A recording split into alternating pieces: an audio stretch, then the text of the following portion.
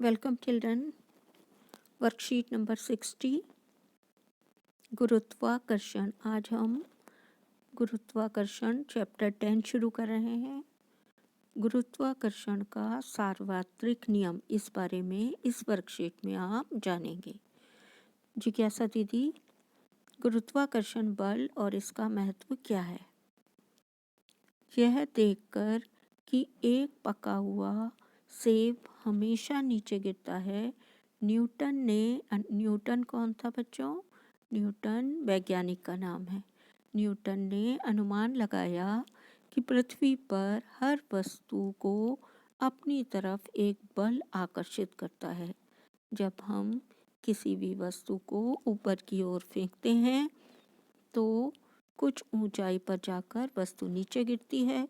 इसी प्रकार सभी पेड़ों से गिरने वाले फल और फूल नीचे की ओर गिरते हैं। इससे न्यूटन ने क्या अनुमान लगाया कि कोई ना कोई बल ऐसा है जो हर चीज को अपनी ओर या नीचे की तरफ आकर्षित करता है। चंद्रमा जो पृथ्वी के चारों तरफ चक्कर लगाता हुआ घूमता है, पृथ्वी द्वारा इसी प्रकार के अभिकेंद्रीय यानी क्या होता है? केंद्र की ओर खींचने वाला अभिकेंद्रीय बल का अनुभव करता है, पर दोनों आपस में कभी नहीं टकराते। पृथ्वी और चंद्रमा एक दूसरे को अपनी ओर, चंद्रमा पृथ्वी से बंधा हुआ रहता है, पृथ्वी के चारों ओर चक्कर लगाता है, मगर कभी भी पृथ्वी पर गिरता नहीं है। इसी प्रकार सभी ग्रह सूर्य की परिक्रमा करते हैं।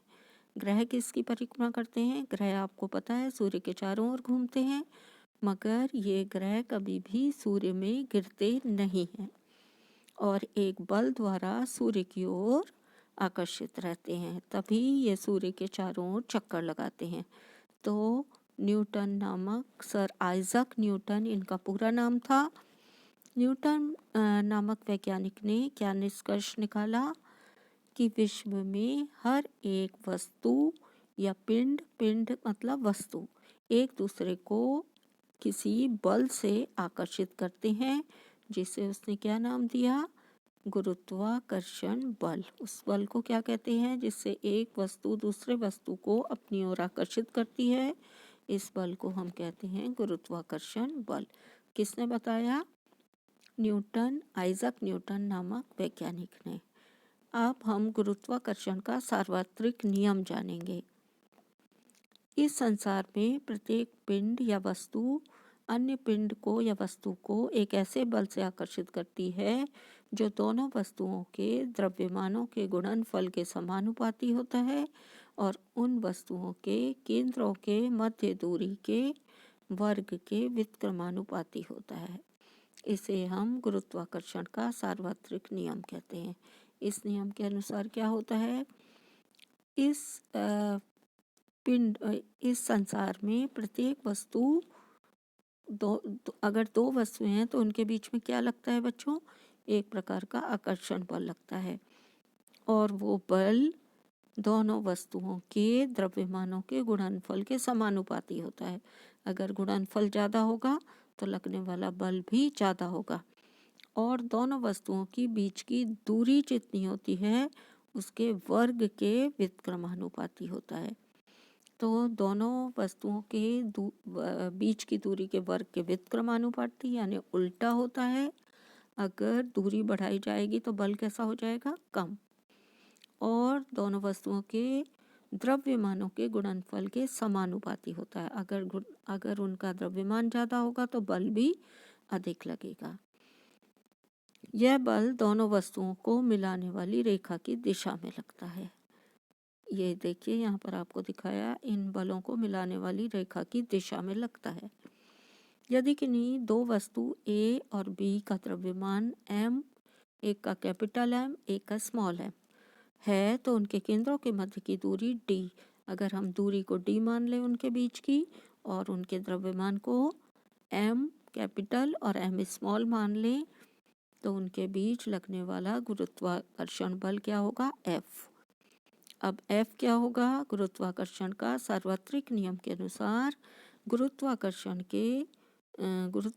बल F इनके दोनों के द्रव्यमानों के गुणनफल के समानुपाती होगा। ये जो निशान है बच्चों इस तरह का, इसका मतलब है समानुपाती। तो m इंटू एम, m एक वस्तु का द्रव्यमान है और ये वाला स्मॉल m दूसरी वस्तु का द्रव्यमान है। केंद्रों के मध्य के दूरी के वर्ग के व्युत्क्रमानुपाती होता है। तो वर्ग के व्युत्क्रमानुपाती होता है, अर्थात उनके बीच की दूरी को हमने d माना है, तो f समानुपाती क्या होगा, 1/d²। d का वर्ग के समानुपाती होता है। अगर हम इन दोनों समीकरणों को देखें तो हमें क्या मिल जाएगा, उनके बीच की दूरी f समानुपाती होता है 1/d²। f समानुपाती होता है m इंटू एम, m क्या है इसके द्रव्यमान। तो क्या होगा, f समानुपाती होगा m इंटू एन के और बटे में d² के व्युत्क्रमानुपाती होगा। अगर हम इस समानुपाती वाले निशान को निकालें और बराबर लगा दें तो यहाँ पर जो कैपिटल G लिखा हुआ है वो क्या है, एक स्थिरांक, यानी एक कांस्टेंट वैल्यू जो बदलती नहीं है, स्थिरांक है, जिसे हम सार्वत्रिक गुरुत्वीय स्थिरांक कहते हैं और जिसका मान आपको दिया गया है 6.673 इंटू 10⁻⁻11 न्यूटन मीटर स्क्वायर पर किलोग्राम स्क्वायर। ये इसकी G की वैल्यू है। तो आपसे जब कैपिटल G की वैल्यू पूछी जाएगी आपको ये याद होनी चाहिए, 6.67 इंटू 10⁻⁻11 न्यूटन मीटर स्क्वायर पर किलोग्राम स्क्वायर। बच्चों यहाँ पर आपको 3 डिजिट में दी है, आप याद करने के लिए इसको 6.67 याद कर लीजिए, थर्ड डिजिट लिखना जरूरी नहीं है, 10⁻⁻11। इस प्रकार आप याद कर सकते हैं। अब हम पढ़ेंगे गुरुत्वाकर्षण के सार्वत्रिक नियम का क्या महत्व है। इसका महत्व क्या है बच्चों, गुरुत्वाकर्षण का सार्वत्रिक नियम अनेक परिघटनाओं की व्याख्या करता है, जिसमें मुख्य कौन कौन सी है, हमें पृथ्वी से बांधे रखना, व्यक्ति को या मानव को पृथ्वी से बांधे रखना, चीज़ों को पृथ्वी से बांधे रखना, पृथ्वी के चारों ओर चंद्रमा की गति, तीसरा सूर्य के चारों ओर ग्रहों की गति, चंद्रमा और सूर्य के कारण ज्वार भाटा, जो समुद्र में ज्वार भाटा आता है वो, नदी में जल का बहना, वर्षा के लिए, इन सभी कार्यों के लिए कौन जिम्मेदार है, ये किसके कारण होते हैं, ये गुरुत्वाकर्षण के सार्वत्रिक नियम का महत्व है, इसी के कारण ये घटनाएं होती हैं।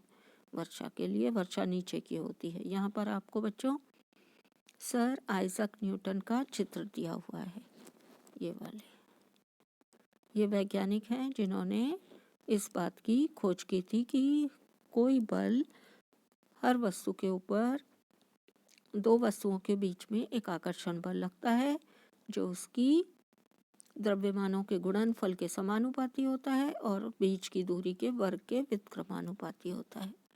यहाँ पर आपको क्वेश्चन आंसर दिए गए हैं, गुरुत्वाकर्षण का सार्वत्रिक नियम लिखो।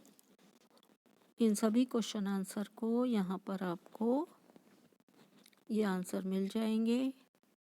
आज मैं आपको 2 वर्कशीट पढ़ाऊंगी, वर्कशीट नंबर 3 और वर्कशीट नंबर 4। यहाँ पर आपको ये 3 तारीख की वर्कशीट के क्वेश्चन आंसर लिखे हुए मिल जाएंगे। ये गुरुत्वाकर्षण का नियम लिखने को कहा गया था, ये नियम लिखा हुआ है बच्चों, और उसका G की वैल्यू भी निकाली हुई है, G का फॉर्मूला।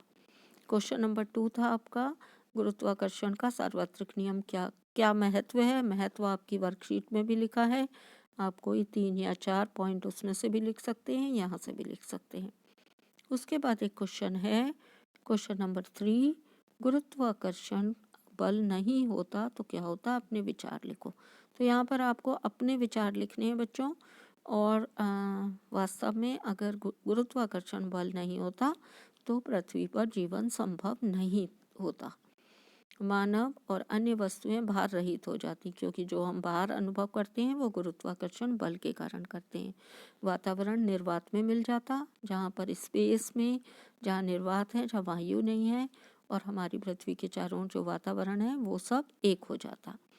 चंद्रमा पृथ्वी से टकरा जाता, पृथ्वी सूर्य से टकरा जाती और पृथ्वी पर जीवन समाप्त हो जाता। अगर आपको इसके अलावा भी कोई जानकारी हो तो आप लिख सकते हैं।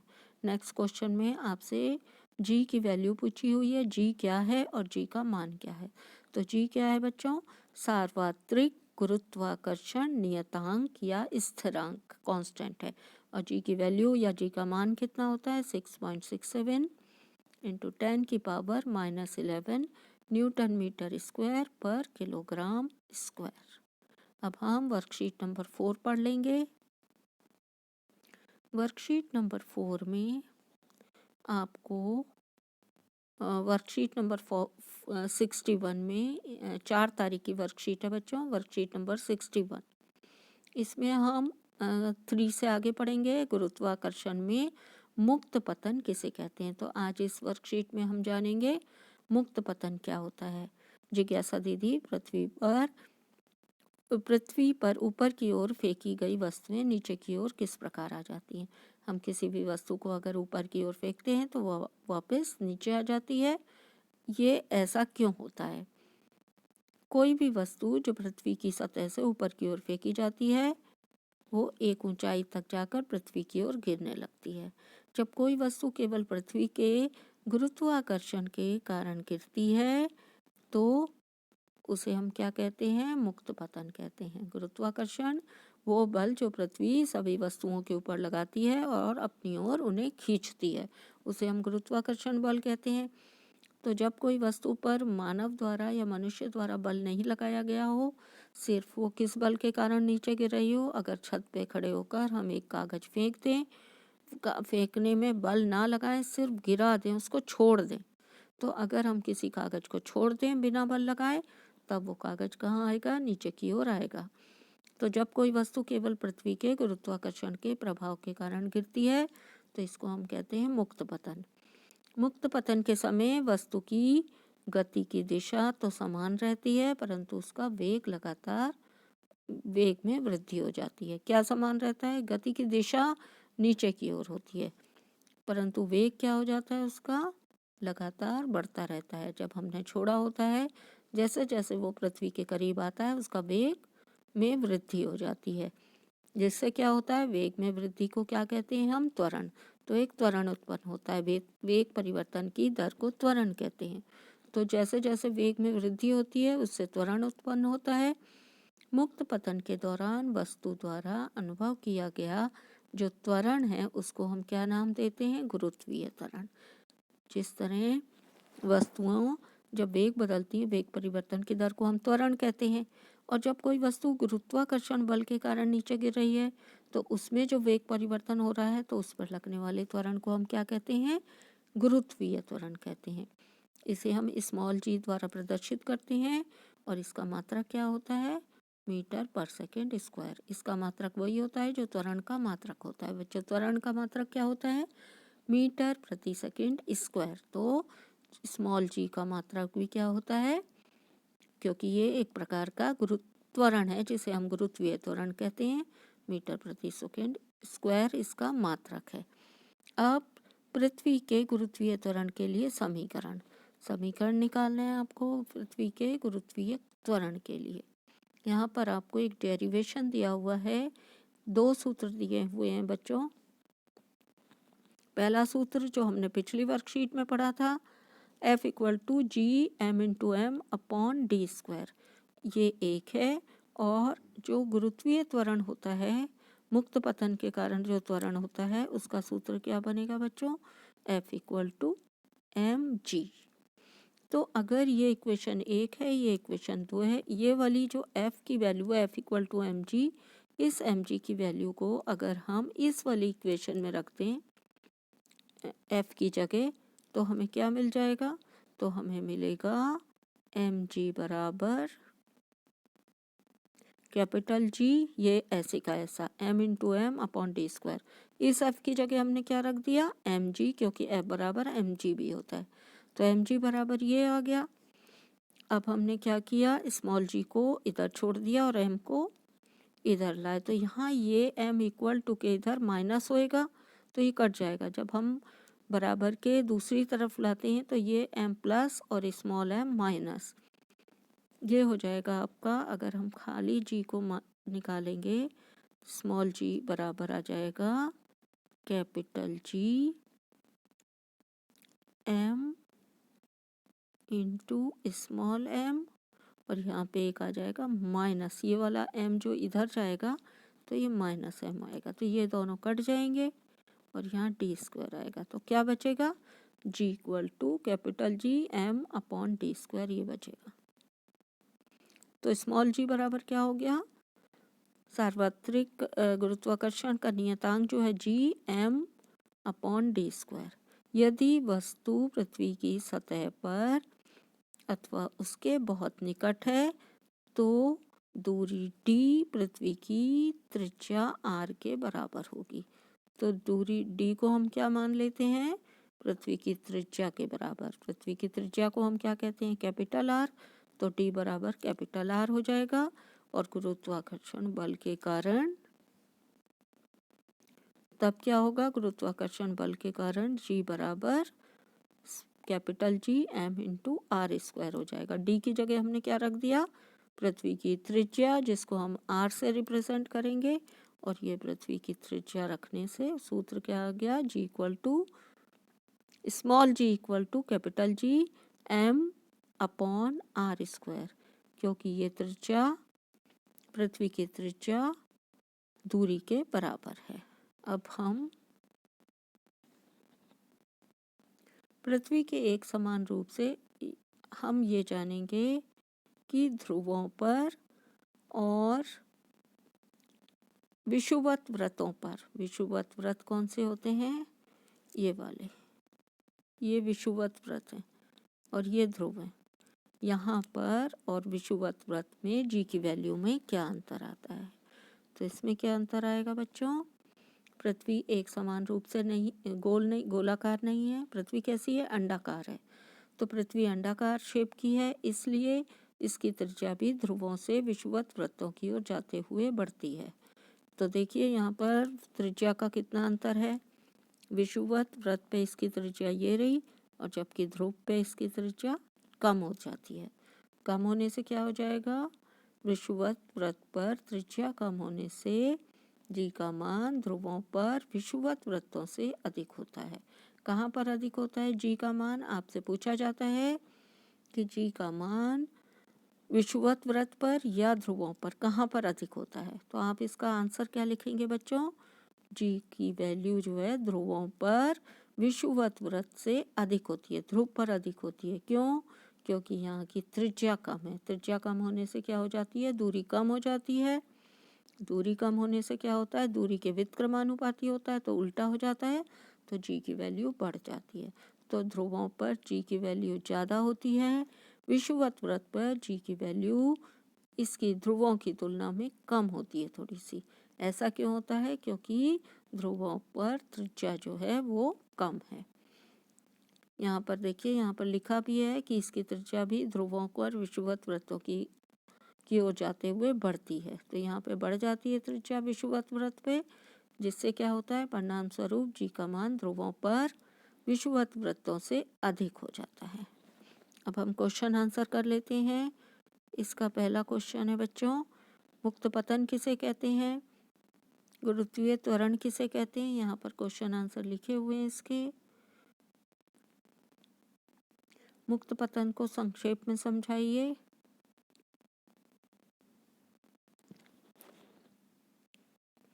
जब कोई वस्तु केवल पृथ्वी के गुरुत्वाकर्षण के प्रभाव से गिरती है तो इस प्रकार के पतन को मुक्त पतन कहते हैं। हमने उस पर कोई बल नहीं लगाया है, खाली वो पृथ्वी के गुरुत्वाकर्षण बल के खिंचाव के कारण नीचे गिर रही है और हमारे द्वारा कोई बल उस पर नहीं लगाया गया है।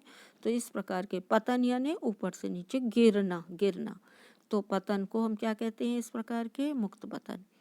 गुरुत्वीय त्वरण किसे कहते हैं, इसका मात्रक क्या है, मुक्त पतन के दौरान वस्तु द्वारा अनुभव किया गया त्वरण। जब किसी में कोई वस्तु मुक्त पतित होती है या मुक्त रूप से गिरती है तो उसकी वेग में परिवर्तन होता है और वो क्या वस्तु अनुभव करती है? त्वरण। तो उस त्वरण को हम क्या कहते हैं? गुरुत्वीय त्वरण कहलाता है। मात्रक क्या है इसका? इसका मात्रक है मीटर पर सेकेंड स्क्वायर। क्वेश्चन नंबर 3, जी का मान ज्ञात करने के लिए सूत्र परिकलित कीजिए। तो जी का मान ज्ञात करने के लिए हम सूत्र कैसे निकालेंगे? हमारे पास दो फॉर्मूले हैं, एफ बराबर capital G M into M upon D square, ये आपका पहला सूत्र है। और दूसरा क्या है? एफ बराबर जो गुरुत्वीय त्वरण अभी अभी हमने निकाला, तो ये एम जी हो जाएगा। जी गुरुत्वीय त्वरण है, एम द्रव्यमान है, वो हो गया एफ बराबर बल लगने वाला। तो अगर हम इन दोनों को समीकरण 1 और 2 मान लें तो एफ का मान समीकरण 2 से समीकरण 1 में रखने पर, समीकरण 2 में एफ का मान क्या है? M G. इसको अगर इस एफ की जगह हम रख देंगे तो क्या हो जाएगा? हमें इस एफ की जगह हम, क्योंकि एफ बराबर एम जी है तो एम जी बराबर ये वैल्यू रखेंगे। अब यहाँ पर जब हम जी बराबर निकालेंगे तो एम को इस तरफ ले जाएंगे, माइनस एम आएगा जिसको हम काट देंगे, तो जी की वैल्यू क्या आ जाएगी हमारी? जी बराबर स्मॉल जी बराबर जी एम अपॉन में डी का स्क्वायर। तो ये आपका सूत्र परिकलित हो गया। इसके बाद क्वेश्चन नंबर 4 में आपसे पूछा गया है, जी का मान पृथ्वी के विषुवत वृत्तों की अपेक्षा ध्रुवों पर अधिक क्यों होता है? बच्चों अभी आपने समझा था कि क्यों अधिक होता है। पृथ्वी एक समान रूप से गोलाकार नहीं है, इसलिए इसकी त्रिज्या ध्रुवों की अपेक्षा विषुवत वृत्त पर अधिक होती है, जिससे क्या हो जाता है? उसके परिणाम स्वरूप जी का मान ध्रुवों पर विषुवत वृत्तों से अधिक होता है। ध्रुवों पर जी का मान अधिक होता है क्योंकि त्रिज्या के जी का मान व्युत्क्रमानुपाती होता है। तो त्रिज्या बढ़ेगी, जी का मान कम हो जाएगा। तो ध्रुवों पर त्रिज्या कम होती है तो जी का मान कैसा हो जाता है? ज़्यादा। Thanks for watching.